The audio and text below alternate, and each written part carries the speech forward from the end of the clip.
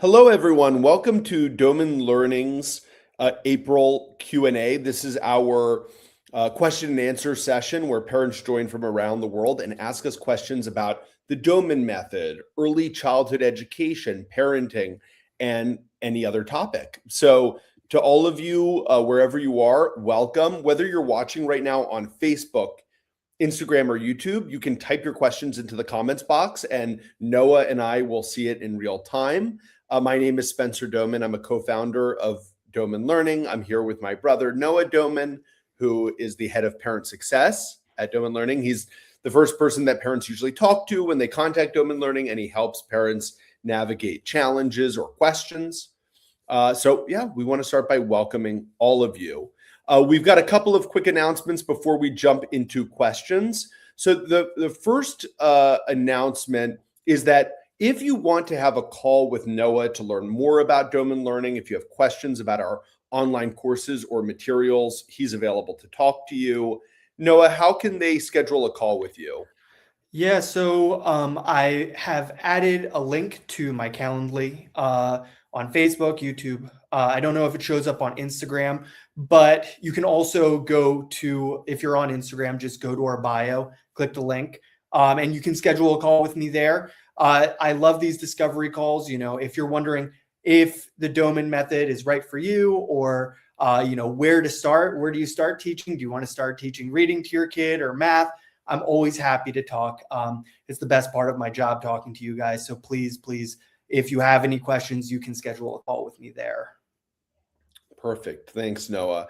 And the other thing I'd like to say is if you sign up for any of Doman Learning's courses or buy any of our materials, at checkout, you can use the coupon code Spencer10, and that will get you 10% off at checkout. And I will throw that up on the screen. So there it is. Spencer10, just enter that at checkout at domanlearning.com, 10% off any courses or materials.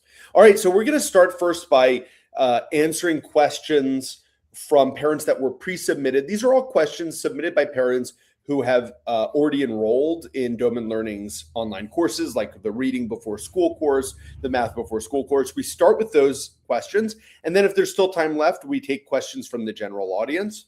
So let's jump into those pre-submitted questions, Noah. Awesome. So the first question is from Mukai. She says, my 3-year-old has learned quantities using poker chips and is now learning numerical symbols up to 100. As we move into addition, his preschool has started using Numicon. To align with his school and avoid confusion, should I show him the symbols, poker chips, and Numicon together for each equation, or should I replace the poker chips with Numicon entirely? And then there's an additional question. Are there any disadvantages to using Numicon, and what approach is best? All right. So just so that viewers can get a sense of what we're talking about here, I just wanted to pull up a quick image that shows what Numicon materials look like. I wasn't actually really aware of Numicon until about 2 years ago when a group of parents actually living in Croatia who used the Doman method told me that they were using Numicon. Okay. And they're specifically using Numicon with children with special needs and having some really great success. And what everyone can kind of see about, and I don't pretend to be an expert at Numicon, I just have kind of learned a bit over time, is actually they use a system which has similarities with what we now do with the Doman method, which is teaching innate number sense to children, teaching children through a better grasp of quantity. So you can see, for example, here, they've got 1, 2, 3, 4, 5, and they show that quantity by showing the quantity visually, but also, and this is what makes it a little different from the poker chips that we use with the Doman method, is that they show it in a specific order or design, right? So that 4, if you look at 4 there, for example, in orange, it's always shown in orange color, and it's always shown like it is there, like 2 rows of 2, like it's on the face of like dice, okay? And now if we compare that to what we teach in the Math Before School course, where we use poker chips, we show the poker chips in a random way, right? So here you can see, for example, Noah, is it now taking up the full screen? You might need to zoom in a bit. Yeah, it's the full screen, so we don't see the entire slide. Okay. But Anyway, maybe if you hit play. uh, let me see. Do you see just one poker chip right now, or do you see something We else? do. Yeah. I Yeah. see a single poker chip. Yeah. Do you see two now? No, just still the one. Okay. Sorry, there's a technical No, issue. wait. We see it now. We see it Yeah, now. yeah, exactly. Yeah, So yeah. let me just show everyone. So, for example, we would show two by putting down two poker chips on a tabletop like that, right? Or three would look something like that. And we're not showing them in any specific order because we don't want the child to learn by patterns. We want children to recognize those innate quantities. So there's definitely similarities, but also some differences between the way we teach math and Numicon. I do not have any issues with the way Numicon is taught.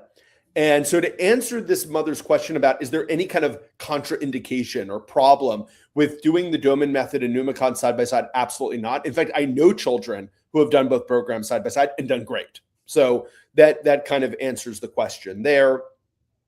Even though there are some differences, similar to how we have many children that get the Doman method reading program at home, like the whole word method, and then they'll get phonetics at school. Those kids learn to read very well. Okay, so that's my answer to this mom's question. It's perfectly fine to do both side by side. Okay, great. Well, I'm moving on to Allison's question. She has two. The first one is I have three kids under 3 years of age. I don't have enough bandwidth to do the full Doman baby course for my 3-month-old. What is a simple way to schedule it so that it fits into the day? For example, could I do a few of the things after each feeding? That would realistically be 5 to 6 times a day. What would that look like? And Spencer, before that, would you maybe explain to people who don't know what the Doman baby course, because it's different from our teaching courses like reading and math. I think starting there and then answering Allison's question would be great. Yeah, the Doman baby course really looks at the first 6 months of life, and we teach parents what are the best forms of sensory stimulation and mobility activities to do in the first 6 months of life. And the whole idea is really to make those first 6 months as stimulating and productive and fun as possible for parents, and teach parents about brain growth and development in those 6 months, and give them resources and tools to get started. So this is a great question that the mom is asking, and I just have a couple of, or dad. Sorry, I didn't catch the person's name.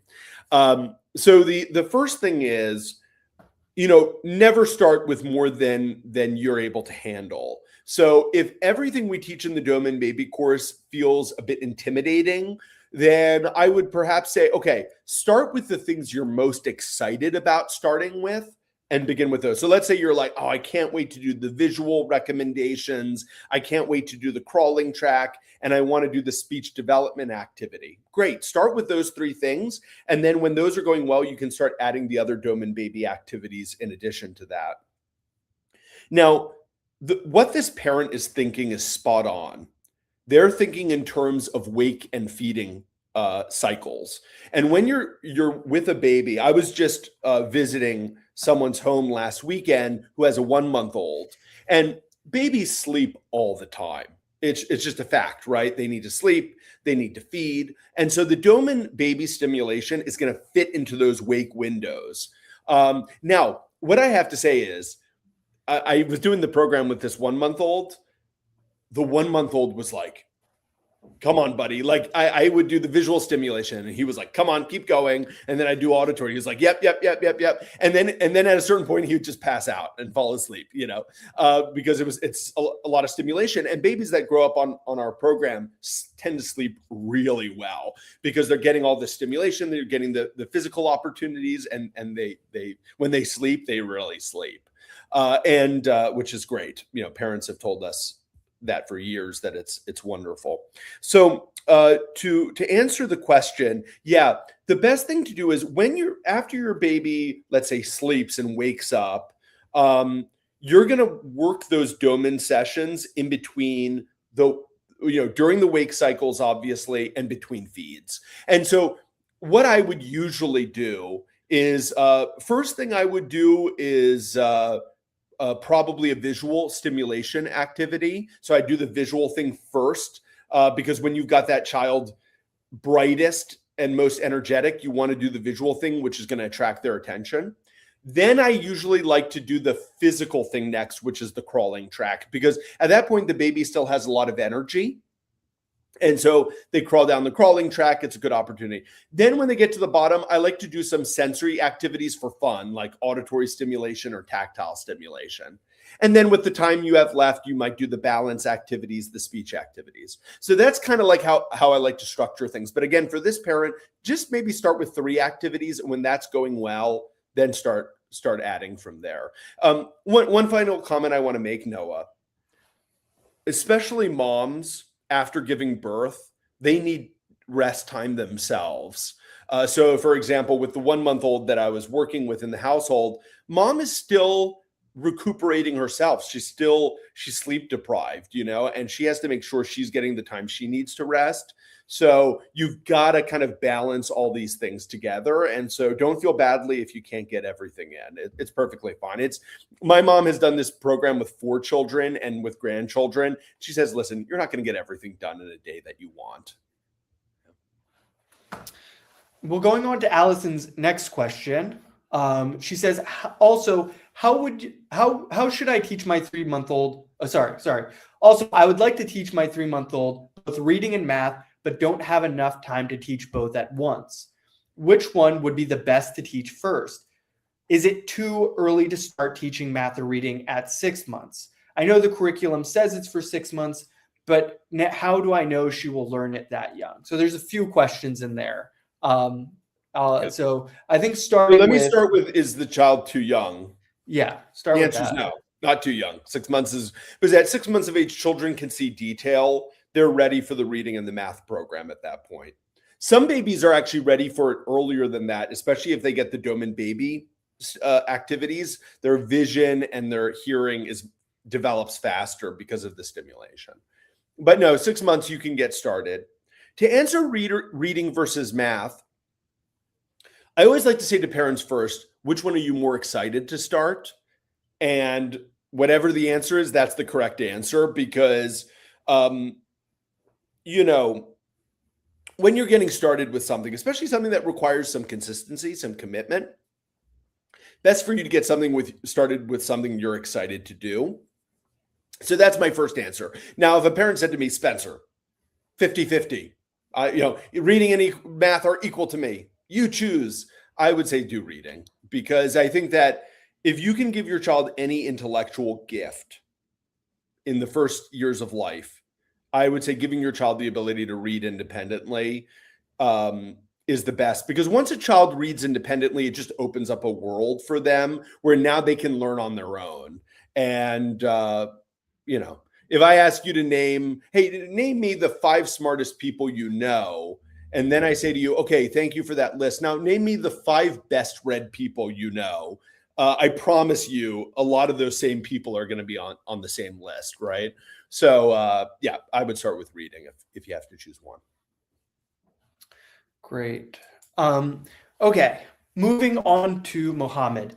So Mohammed says, for kids above 2.5 years old, I just teach quantities until the number 10 using poker chips.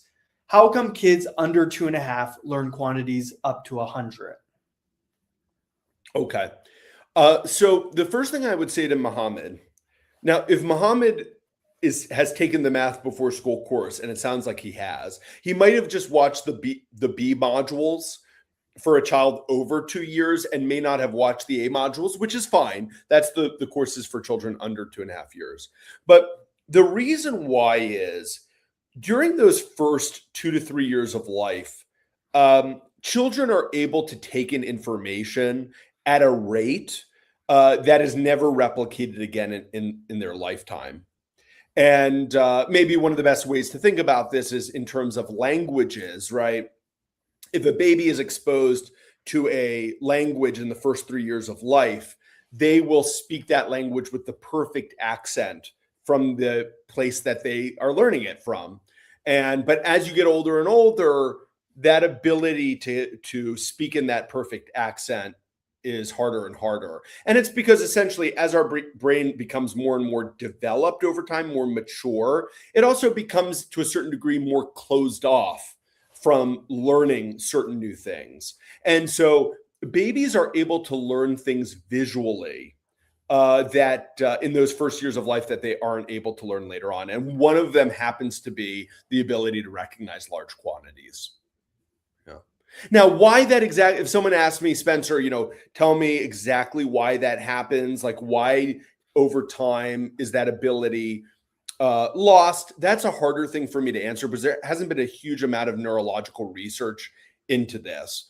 But there's just no question about it. Our brain over time tends to become, in the first year or two of life, especially, the human brain is designed to take in information, but not to filter out information, right? So that's why that toddler they're paying attention to everything, but that's the problem. They pay attention to everything, right? They're distracted. As we get older, we become less distracted, but we're not able to take in information at the same rate. So there's a trade-off that happens. And just to follow up on this father's question, so why do you teach quantities until the number 10 using poker chips for kids that are over 2.5, and you don't go to 20, 30, for instance? Yeah, because that is generally the limit for children over about 2.5. Learning quantities above 10, unfortunately, tends to just not be worth the time. They aren't necessarily able to do it.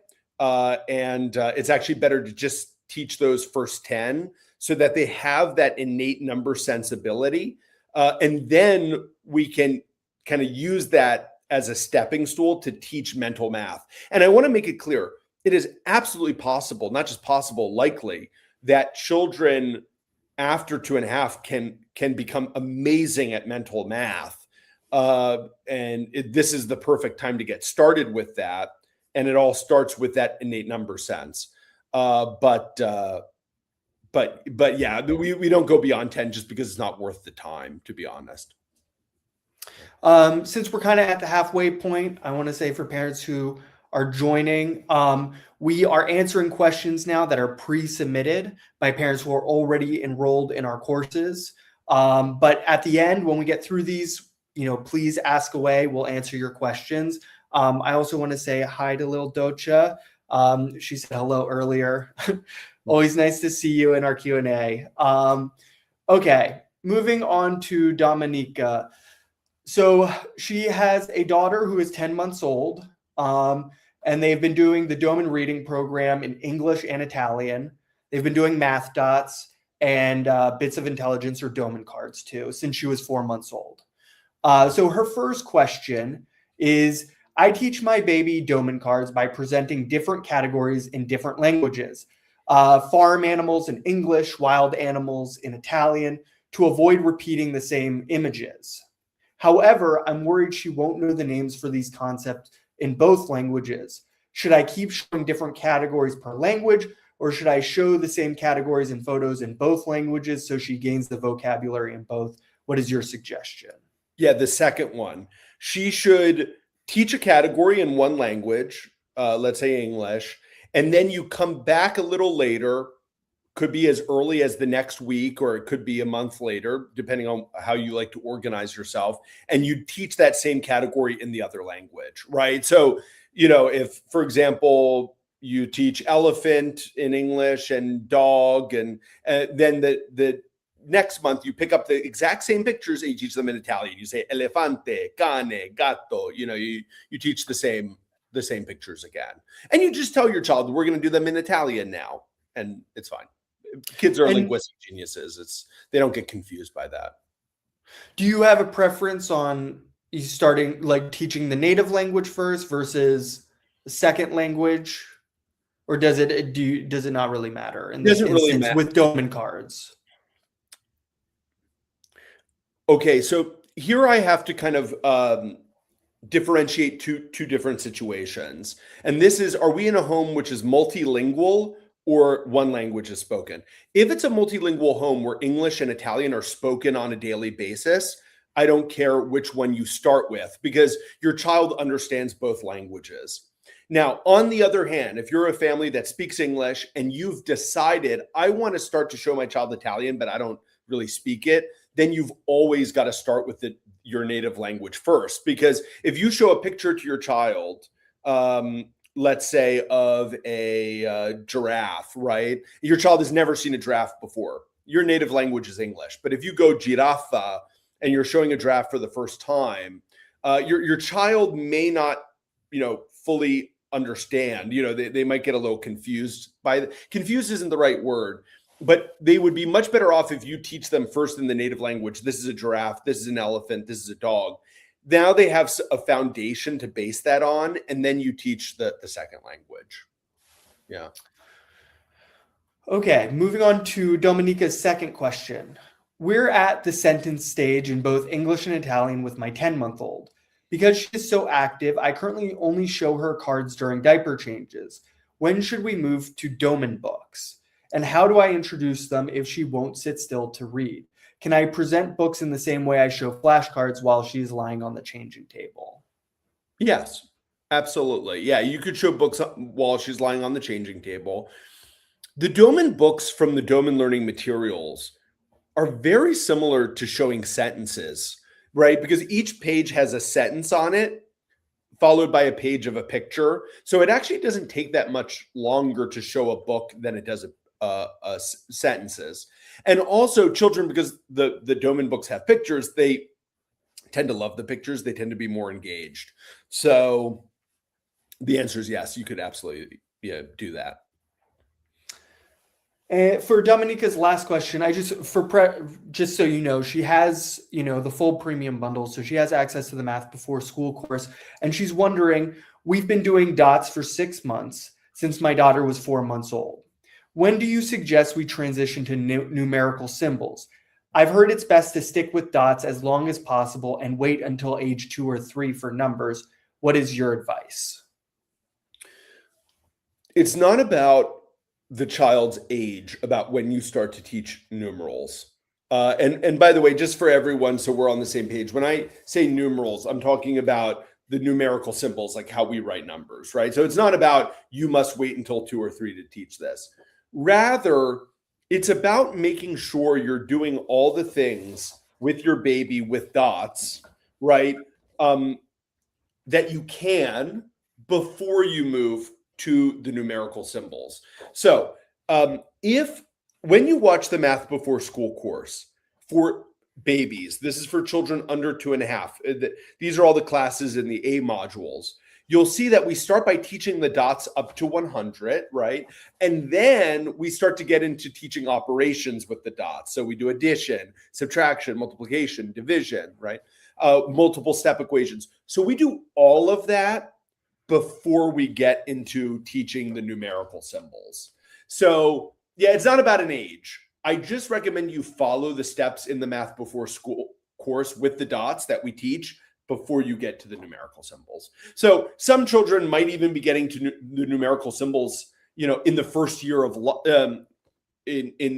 after their first birthday, for example, because parents have already gone through all the dots, they've done all the operations, and now they're ready for it. Yeah. Awesome. Okay, so Spencer, this is from our cousin Ross. He's wondering, we are currently following various programs, and our little guy was loving the pictures up until he started moving. Now that he's on the move, we have a hard time gaining his attention for a full set of Doman learning cards.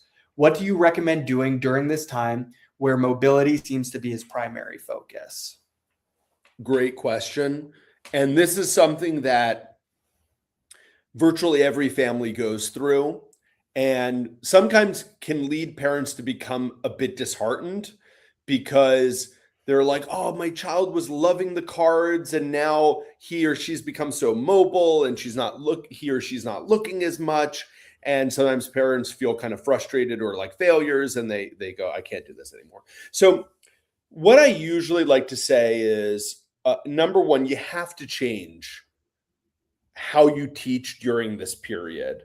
And the number one thing that you can do is reduce the length of the sessions.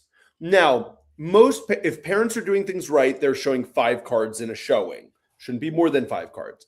But sometimes parents will even say 5 cards is too much. So I will sometimes even go to just showing a single card to a child. So imagine a child is crawling, that they've crawled a little bit, and you just go, "Hey, this is the cheetah."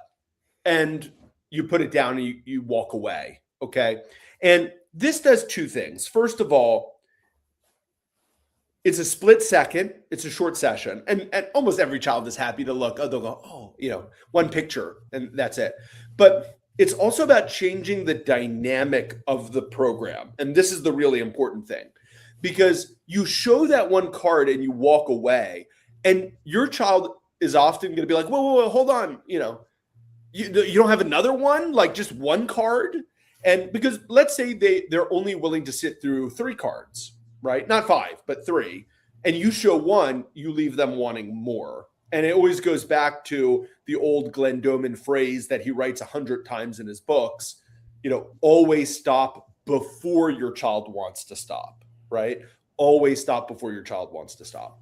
And so if you just show that one card and you walk away, now it changes the dynamic. Now, instead of the child going, "Oh, I don't want to look at these cards anymore," it's like, hey, don't walk away, come back, come back. And parents, when they start doing that, they see a change, and they go from 1 card to 2 to 3, and eventually, usually children will go through this phase for a few months, and then as they kind of settle down because Mother Nature has built into the child that desire to move. Once that happens, they settle down, and now they're happy to sit for as many cards as you want to show again. Awesome. Okay, moving on to Peter. My question is, my daughter is 5 years old and she has a love for reading. She has shown to have a great memory, able to say word for word stories like The Very Hungry Caterpillar.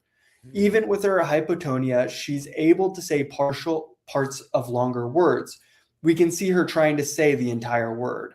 However, she will stop herself mid-word at times randomly when doing story time or if we give her praise. How can we encourage her to continue reciting the story and also improve her ability to string more words together? Okay. So the first thing I would say is that I think Doman books will be greatly helpful for this, because especially when you have a child with a really good memory, what often happens with Doman books is the child will essentially memorize the story in the books, right? So let's say the first page of the Doman book says, elephants live in Africa, and you turn the page and it says, they have long noses called trunks. The child will often memorize that. And sometimes parents will even contact us and they'll say, "Oh, I'm concerned my child's memorizing the books. Is that going to get in their way of reading?" And the answer is no, because as your child learns it and memorizes the text, when they start flipping through the book themselves, they'll often be reading it out loud. They'll start saying, "The elephant lives in Africa," while they're looking at the text. And so their memory actually helps reinforce their reading ability. So I would say do a lot of the Doman books in month 4, month 5, and month 6 of the reading before school course. It'll help your daughter use her memory to help her reading ability. The other thing I just want to throw in for this question, Noah, is the dad mentioned hypotonia, which is a lack of muscle tone. For a child who's dealing with some neurodevelopmental challenges, I just want to recommend 2 books. Okay. There's one book called The Doman Method: From Special Needs to Wellness. For any child who has hypotonia, I would recommend this book. It's written by my dad, Douglas, and I. It's available on Amazon. I also, if a child doesn't walk yet, there's a book called From Immobility to Walking. This is for any child who has mobility development issues. This book by my dad would be very helpful. Okay, this is from Ava. So Eva has 2 questions. The first one is, since you and your siblings have learned to speed read as a child, are you still able to do that, or did you lose the ability during school education? So, great question. Not every child that learns to read with the Doman method speed reads. My mom has commented a lot about when I was a young reader. Sometimes she would be reading a book, a commercial book out loud to me, like we'd be sitting on a couch together, and she'd be reading, and I would say, "Hey, mom, what's that word?" And I'd point to like the next page, far down on the page. In other words, I was kind of reading ahead of where she was, and she was really struck by that. So it is common for children to be taught with the Doman method to speed read, but it's not at all unanimous. It's not for all the kids. And I think the reason why is, especially when kids start to go to school, and this parent mentions this, kids are asked to read aloud. And when kids read out loud a lot, they start to sub vocalize even when they read silently. So most adults, when you read, you do something called sub-vocalization, where you're not talking, but inside of your head, you're talking. You're thinking, the couch, and you're reading inside of your head. And that is actually what slows us down with reading, because we're connecting reading with speech. Okay. So actually, when people that learn how to speed read are taught to stop sub-vocalizing. That's what speed reading is. And when they do that, they can sometimes read up to thousands of words a minute. So the Doman method, sometimes people even think, because the program sometimes produces speed readers, some people think the Doman method is about raising speed readers. It's not about raising speed readers. My grandfather stumbled upon speed reading. He never once planned on helping children become speed readers, but he found sometimes it turns out that way. So to answer this parent's question, sometimes it happens, but it's not the goal. The real goal is to raise a child who's a really proficient reader, who loves reading.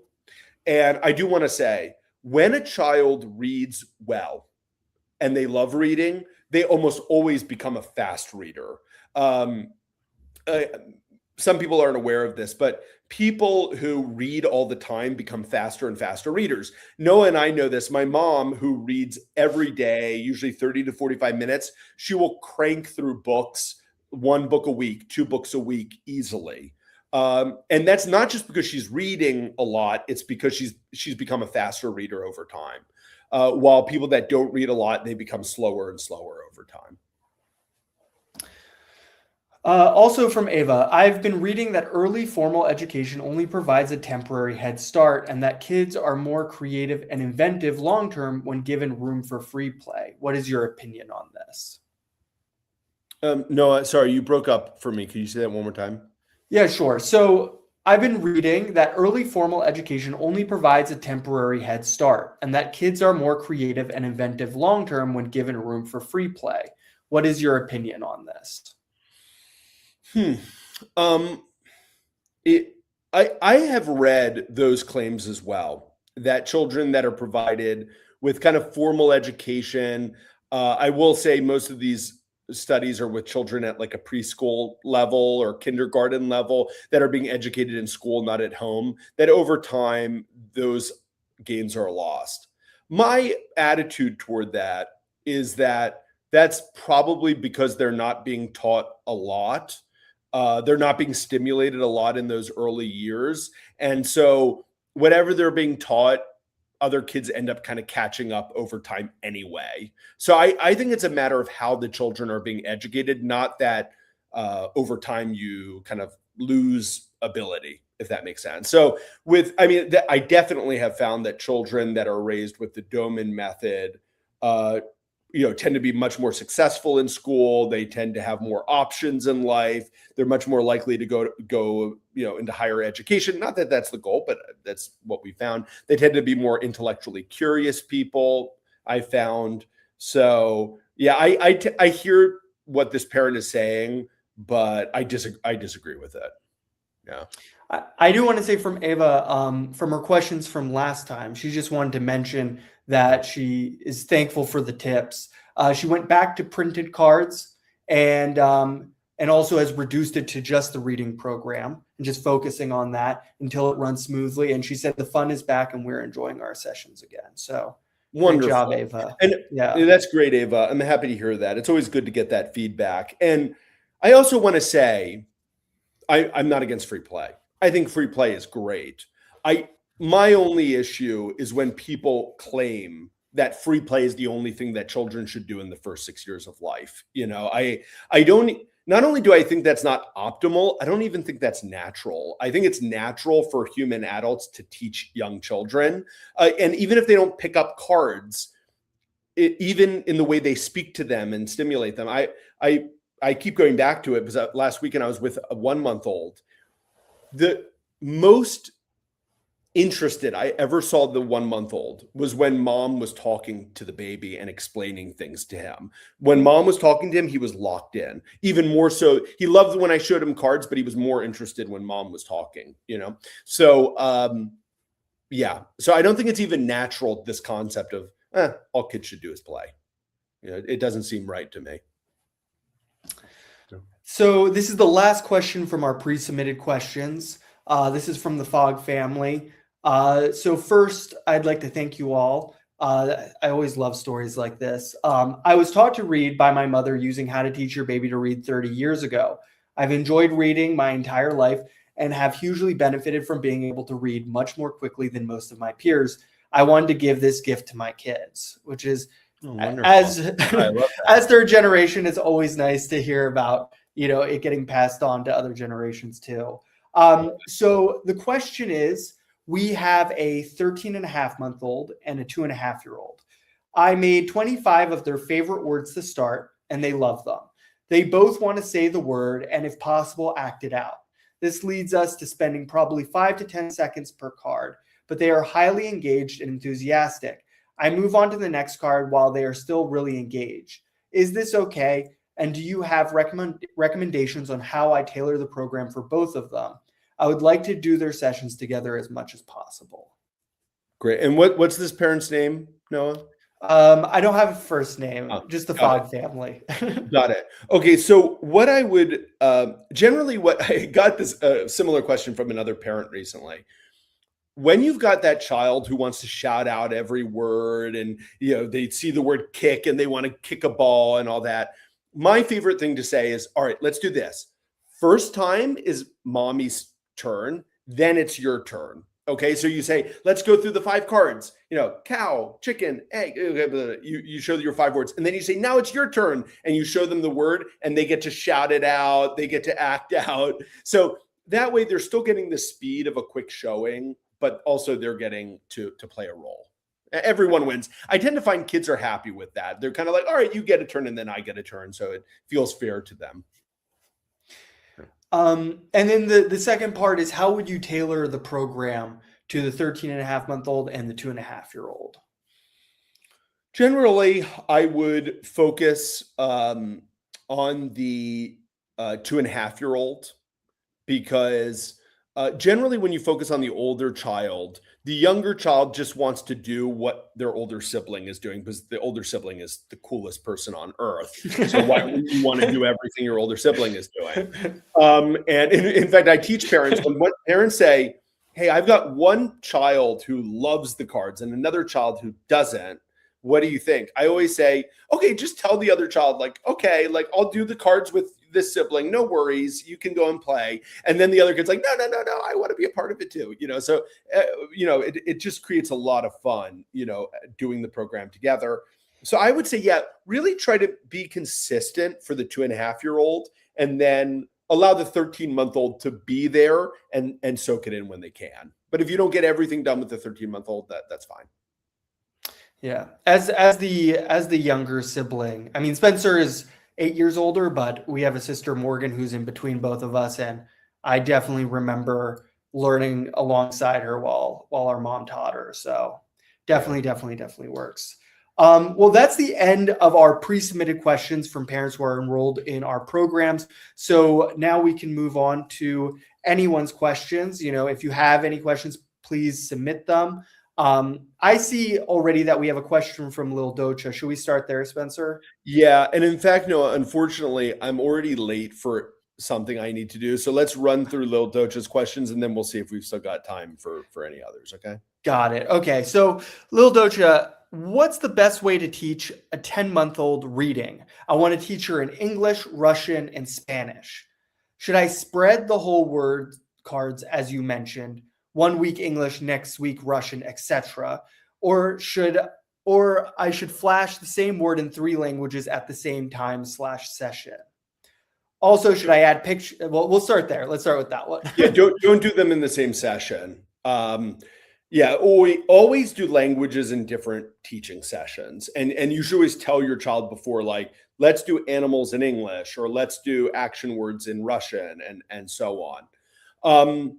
So especially if you're just getting started with the reading program, let's say a parent's just getting started, I would say just start with one language, not because it'll confuse your child, but because you're asking about organizing 3 different languages. And sometimes parents will start off with 3 and they're like, oh, I'm not able to fit in all the sessions. And so I would start with one language, and when that's going good, start another one. Now, once you get started with that second language or that third language, yes, what you said is perfectly fine. So you could do, like, let's say you're doing animal words in English this week, you could do the animal words next week in Russian or whatever other language. And then Lil Doja also says, should I add pictures matching the word cards? Yes. And Noah, Lil Doja, they have access to the Reading Before School course, right? Yeah. So yes, you'll see that we've added in the materials with that course picture cards with word cards. So for example, we'll have the picture of the cheetah and then followed by the word cheetah. And we do that because we found that the pictures increase the child's interest, enthusiasm, and retention of the words. So I definitely recommend it. Yeah, I find just much better results and a lot more focus from the child. Well, this is just a little comment, but I do this way. So my 3-year-old wants to hear all the animal sounds, so I flash first with the animal names, then with the sounds. Yeah, that's correct. Yeah, so you would show the animal word, like, cow, and you would always say the word first, because what you're presenting to your child is a symbol that says cow. So you're going to say cow, and then you can say to the child, the cow says moo. Perfectly fine. Okay, I think. All right, no, I think we've got one last question. One last one. Okay, I didn't know if you had the time or not. Yeah, we can get it in. Hello, I just got to know about Doman Method and planning to read How to Teach Your Baby to Read. What do you advise? From where should I start with my 4-month-old baby? First of all, I think it's great you're reading How to Teach Your Baby to Read. That's a great place to start. We also have a online course called the Reading Before School course, where I teach my grandfather's reading program, but there are adaptations and additions that we've made over the last few years, like what I just talked about, where we do the pictures along with the word cards. That is an update that we've added over the last few years, where we're showing picture and then word card and so on, again, because we found it has better results. But to give you a quick answer to your question, the place you're going to start is with words, right? By showing a combination of a picture card with a large red word. We show words in a way where they are large, clear, and repeated. Large, so it's easy for your 4-month-old to see, clearly written, and we're going to teach it in a high frequency way with repetition, enough repetition that your child will learn to read the words. Yeah. So I would check out my grandfather's book. I would sign up for the Reading Before School course, and maybe schedule a call with Noah. Mm-hmm. Because so I'm adding a link to the Reading Before School course. The link there is to my Calendly. You can schedule a call with me, a 15-minute call. Love to talk to you. I'm also adding one more link, which is It's a free download with a week-long program for parents to try out. It has our reading program in there to do it for a week, but it also has our math program, our world knowledge program. It's just a really great free resource to start at. And yeah. And Let me Noah, we just got a comment, but I would basically give, we got a comment here from Rosita on Instagram who said, I just heard about the method. My baby is 9 months old. I don't know where to start. He's so active. So yeah, I would check. By the way, it's great. He's so active. I would definitely check out the domanlearning.com website and just schedule a call with Noah. Noah will jump on your call for 15 minutes. He'll just tell you a bit about the program, help you with knowing where to start. Yeah. If you're on Instagram and you can't click the links, just go to our page, go to the link in the bio. You can schedule a discovery call with me there. Yeah, the Doman Learning page. Exactly. Yeah. All right, everyone. Sorry, I've got to run. I double booked myself. Noah, thanks so much for joining. Yeah, no, it's always so much fun answering all these questions, and we'll see you next month. Noah, this used to be a 30-minute Q&A. Now it's becoming an hour. I know. An hour now, which is great. It's because we're getting good questions. All right, bye everyone. See you.